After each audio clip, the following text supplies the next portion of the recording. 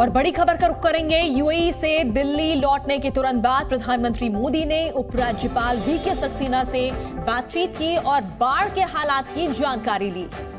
साथ ही बाढ़ के जो हालात हैं उस पर लगाम लगाने के लिए अब तक जो कदम उठाए उसके बारे में डिटेल्स दी। भारी बरसात के बाद दिल्ली के कई हिस्सों में पानी भरा हुआ है। यमुना खतरे के निशान से ऊपर बह रही है।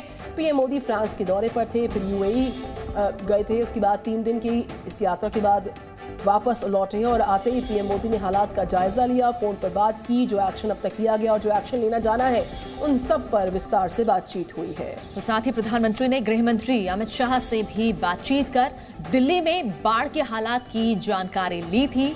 और जैसे ही प्रधानमंत्री विदेश यात्रा से वापस दिल्ली लौटे और उन्होंने आते ही तमाम लोगों से बातचीत की, मंत्रियों से बातचीत की और हालात को लेकर उन्होंने जानकारी ली कि आखिर किस तरह से सरकार काम कर रही है, क्या कुछ कदम उठाए जा रहे हैं। दिल्ली में इस वक्त जो हालात बने हुए हैं, यमुना का जलस्तर एक तरफ घट रहा है, 206.08 मीटर रिकॉर्ड किया गया है, तो वहीं दूसरी तरफ विदेश से लौटते ही पीएम प्रधानमंत्री नरेंद्र मोदी ने एक्शन लिया। दिल्ली में बाढ़ पर उन्होंने एलजी से चर्चा की है।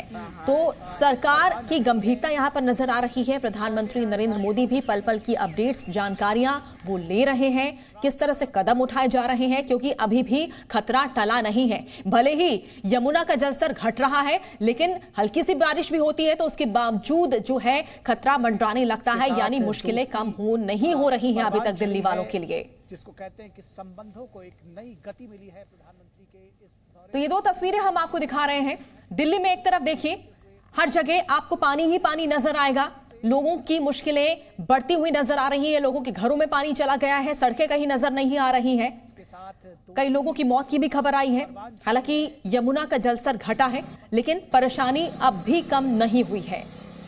दूसरी तरफ प्रधानमंत्री नरेंद्र मोदी जो विदेश यात्रा पे थे, यूएई गए हुए थे, और ऐसे में जब वो वापस लौटे उन्होंने तुरंत तमाम मंत्रियों से बातचीत की। एलजी से उन्होंने चर्चा की दिल्ली के हालात को लेकर। Z News।